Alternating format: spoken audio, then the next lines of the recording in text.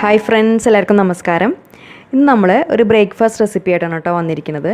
Breakfast ആയിട്ടോ അല്ലെങ്കിൽ ഡിന്നറായിട്ടൊക്കെ ചെയ്ത് നോക്കാവുന്ന നല്ല സോഫ്റ്റ് ആയിട്ടുള്ള പാൽ പൊറോട്ടയുടെ റെസിപ്പിയാണ്. ഇതിൻ്റെ ഷേപ്പ് കാണുമ്പോൾ പൊറോട്ട പോലെ അല്ലെങ്കിലും കഴിക്കാൻ ശരിക്കും പൊറോട്ടയുടെ ടേസ്റ്റാണ്. എന്നാൽ പൊറോട്ട ഉണ്ടാക്കുന്ന അത്രയും ബുദ്ധിമുട്ടില്ല അത് ഉണ്ടാക്കിയെടുക്കാൻ. അപ്പോൾ അതെങ്ങനെ ചെയ്യാൻ നോക്കാം. അപ്പോൾ പാൽ പൊറോട്ടയ്ക്ക് വേണ്ടിയിട്ട് നമ്മൾ 2 കപ്പ് മൈദയാണ് എടുത്തിരിക്കുന്നത്. മൈദയ്ക്ക് പകരം ഇത് നമുക്ക് ഗോതമ്പ് പൊടി വെച്ചിട്ടും ചെയ്യാം. അപ്പോൾ ഗോതമ്പ് പൊറോട്ടയൊക്കെ കഴിക്കുന്ന ആ ഒരു ടേസ്റ്റ് ആയിരിക്കുന്നു മാത്രം. ഇനി ഇതിലേക്ക് ആവശ്യത്തിനുള്ള ഉപ്പ് ചേർത്ത് കൊടുക്കാം. ഒരു 1/2 ടീസ്പൂൺ ഉപ്പ് ചേർക്കാം. പിന്നെ ഇതിലേക്ക് 1 ടീസ്പൂൺ പഞ്ചസാര ചേർക്കുന്നുണ്ട്. ഇത് ഓപ്ഷണലാണ്, വേണമെങ്കിൽ മാത്രം ചേർത്താൽ മതി. നമ്മൾ പൊറോട്ട കഴിക്കുന്ന രീതിയിൽ ചെറുതായിട്ടൊരു സ്വീറ്റ്നെസ് കിട്ടാനും പിന്നെ ഇത് ചുട്ടെടുക്കുന്ന സമയത്ത് ആ പുറം ഭാഗം മുരിഞ്ഞ് ഒരു കളറ് കിട്ടാനും വേണ്ടിയിട്ട് ചേർത്ത് കൊടുക്കുകയാണ്. പിന്നെ ഇതിലേക്ക് 1 കോഴിമുട്ടയാണ് ചേർത്ത് കൊടുക്കുന്നത്. അതിനുശേഷം 1 ടേബിൾ സ്പൂൺ ഓയിലും കൂടി ചേർക്കാം. സൺഫ്ലവർ ഓയിലോ അല്ലെങ്കിൽ അതിന് പകരം നെയ്യോ ചേർത്ത് കൊടുക്കാം. എന്നിട്ട് ഇതെല്ലാം കൂടിയിട്ട് കൈ വെച്ചിട്ട് ഇതുപോലെ നന്നായിട്ടൊന്ന് മിക്സ് ചെയ്തെടുക്കാം. അതിനുശേഷം ഇനി ഇത് നമ്മൾ നന്നായിട്ട് കുഴച്ചെടുക്കണം. അപ്പോൾ അത് കുഴച്ചെടുക്കാൻ വേണ്ടിയിട്ട് നമ്മൾ വെള്ളമല്ല ചേർത്ത് കൊടുക്കേണ്ടത്, വെള്ളത്തിന് പകരം പാലാണ്. പാലെന്ന് പറയുമ്പോൾ നമുക്ക് ഒന്നിക്ക് റൂം ടെമ്പറേച്ചറിലുള്ള പാലെടുക്കാം, അല്ലെങ്കിൽ ചെറിയ ചൂടുള്ള പാൽ ഒഴിച്ചു കൊടുത്തിട്ട് കുഴച്ചെടുക്കാം. അപ്പോൾ ഇവിടെ ഇപ്പോൾ നമ്മൾ ചെറിയൊരു ചൂടുള്ള പാൽ ഒഴിച്ചു കൊടുത്തിട്ടാണ് കുഴച്ചെടുക്കുന്നത്. ചൂട് പാലിൽ കുഴച്ചെടുക്കുമ്പോൾ മാവ് കുറച്ചും കൂടി നല്ല സോഫ്റ്റായിട്ട് കിട്ടും. പിന്നെ ഇതിൽ മുട്ട ചേർക്കാൻ താല്പര്യമില്ലാത്തവർക്ക് മുട്ട ഒഴിവാക്കാം കേട്ടോ. അപ്പോൾ അതിന് പകരമായിട്ട് പാൽ തന്നെ ചേർത്ത് കൊടുത്തിട്ട് കുഴച്ചെടുത്താൽ മതി.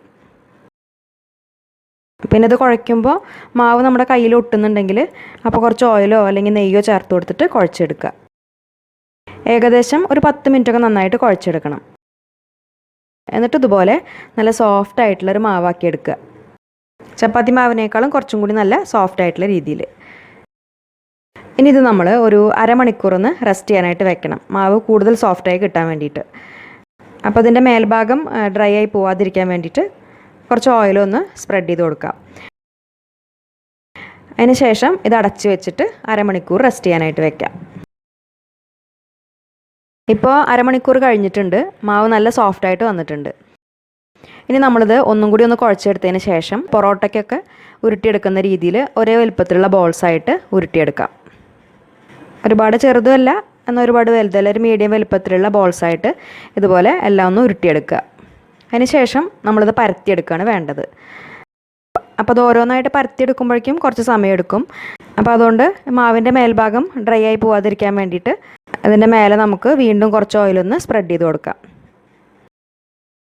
ഇതിന് പരത്താൻ നമുക്ക് പൊറോട്ട ചെയ്യുന്ന രീതിയിലുള്ള ബുദ്ധിമുട്ടൊന്നുമില്ല, ഈസി ആയിട്ട് തന്നെ ചെയ്തെടുക്കാം.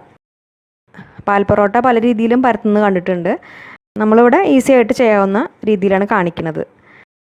അപ്പോൾ ആദ്യം ഇതുപോലെ ചപ്പാത്തി പലകയിൽ കുറച്ച് മൈദ ഇട്ട് കൊടുത്തിട്ട് ഓരോന്നായിട്ട് എടുത്തിട്ട് നന്നായിട്ടൊന്ന് പരത്തിയെടുക്കുക. നമ്മൾ ചപ്പാത്തിയൊക്കെ പരത്തുന്ന രീതിയിൽ പരത്തിയെടുക്കുക.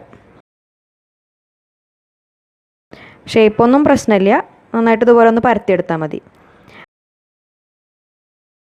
അതിന് ശേഷം ഇതിൻ്റെ മേലെ കുറച്ച് ഓയിലാക്കി കൊടുക്കുക. ഓയിലോ നെയ്യോ ഏതായാലും കുഴപ്പമില്ല. എന്നിട്ട് നമ്മൾ ഈ മാവിൻ്റെ 2 സൈഡും ഇതുപോലെ ഒന്ന് മടക്കി കൊടുക്കുക.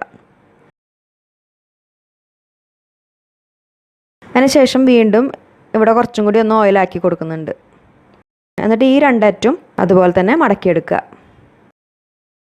ഇനി ഈ മടക്കിയെടുത്തിട്ടുള്ള മാവ് നമ്മൾ വീണ്ടും ഒന്നുകൂടി പരത്തിയെടുക്കണം. നമ്മൾ ചപ്പാത്തിയൊക്കെ പരത്തുന്ന രീതിയിൽ തന്നെ ആ ഒരു തിക്നെസ്സോട് കൂടിയിട്ട് തന്നെ പരത്തിയെടുക്കാം. ഇതുപോലെ റെക്റ്റാങ്കിൾ ഷേപ്പിലോ സ്ക്വയർ ഷേപ്പിലോ എങ്ങനെ വേണമെങ്കിലും പരത്താം.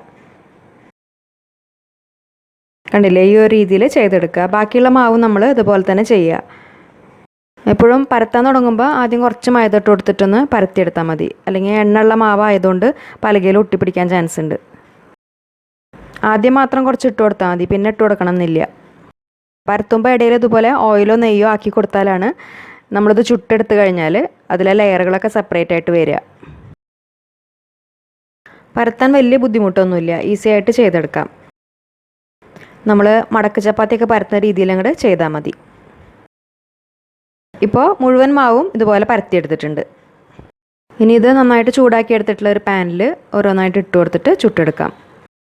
ഈ പാൽ പൊറോട്ട ഫ്രൈ ചെയ്തെടുക്കുന്നതും കണ്ടിട്ടുണ്ട്. നമ്മളിപ്പോൾ ഇവിടെ തിരിച്ചും മറിച്ചും ഇട്ട് കൊടുത്തിട്ട് കുറച്ച് എണ്ണയിൽ ചുട്ടെടുക്കുകയാണ് ചെയ്യണത്. ഒരു 3-4 പ്രാവശ്യമൊക്കെ തിരിച്ചും മറിച്ചും ഇട്ട് കൊടുക്കാം. എന്നിട്ട് 2 സൈഡ് നന്നായിട്ട് കുക്കായി വന്നു കഴിഞ്ഞാൽ ഇതിൻ്റെ മേലെ നമുക്ക് കുറച്ച് ഓയിൽ ഇതുപോലെ ഒന്ന് ആക്കി കൊടുക്കാം. 2 സൈഡിലും ആക്കി കൊടുക്കാം. അതിന് ശേഷം പാനിൽ നിന്ന് എടുക്കാം. ബാക്കിയുള്ള പൊറോട്ടയും ഇതുപോലെ തന്നെ ചെയ്തെടുക്കാം. വലിയ പാനൊക്കെ ആണെങ്കിൽ ഇതുപോലെ 2-3 എണ്ണമൊക്കെ ഒരുമിച്ചിട്ട് കൊടുത്തിട്ടും ചുട്ടെടുക്കാം. ഫ്ലെയിം നമ്മൾ മീഡിയം ഫ്ലെയിമിൽ വെച്ചിട്ട് ചെയ്തെടുക്കുകയാണ് നല്ലത്. ഇതിൻ്റെ ഉൾഭാഗത്ത് കുറച്ച് ലെയറുകളൊക്കെ ഉണ്ടാവും. അപ്പോൾ അത് കുക്കായി വരാൻ കുറച്ച് സമയം എടുക്കും. അപ്പോൾ അതുകൊണ്ട് മീഡിയം ഫ്ലെയിമിൽ വെച്ചിട്ട് തിരിച്ചും മറിച്ചും ഇട്ട് കൊടുത്തിട്ട് ചുട്ടെടുത്താൽ മതി. അത് നമ്മൾ സാധാരണ പൊറോട്ട കഴിക്കുന്ന രീതിയിൽ തന്നെ ഏത് നോൺ വെജ് കറിയുടെ കൂടിയും വെജിറ്റബിൾ കറിയുടെ കൂടിയും കഴിക്കാം. നല്ല ടേസ്റ്റാണ്. പൊറോട്ട ഇഷ്ടപ്പെടുന്നവർക്കൊക്കെ എന്തായാലും ഇഷ്ടപ്പെടും. നല്ല സോഫ്റ്റ് ആയിട്ടുള്ള പൊറോട്ടയാണ്. ഇത് മുറിച്ച് നോക്കുമ്പോൾ അറിയാൻ പറ്റും. അതിൻ്റെ ഉൾഭാഗത്തൊക്കെ കുറേ ലെയറുകളൊക്കെ വന്നിട്ടുണ്ട്. അപ്പോൾ ഈ പാൽ പൊറോട്ടയുടെ റെസിപ്പി എല്ലാവർക്കും ഇഷ്ടപ്പെട്ടു എന്ന് വിചാരിക്കുന്നു. എല്ലാവരും ഉണ്ടാക്കി നോക്കിയിട്ട് ഫീഡ്ബാക്സൊക്കെ അറിയിക്കൂ. പിന്നെ ഈ വീഡിയോ നിങ്ങൾക്ക് ഇഷ്ടപ്പെട്ടാൽ ലൈക്ക് ചെയ്യാനും ഷെയർ ചെയ്യാനും കമൻറ്റ് ചെയ്യാനും മറക്കരുത്. അതുപോലെ ചാനൽ സബ്സ്ക്രൈബ് ചെയ്യാത്തവർ സബ്സ്ക്രൈബ് ചെയ്യാനും മറക്കരുത്. അപ്പോൾ ഇനി നല്ലൊരു റെസിപ്പിയായിട്ട് വീണ്ടും കാണാം. താങ്ക്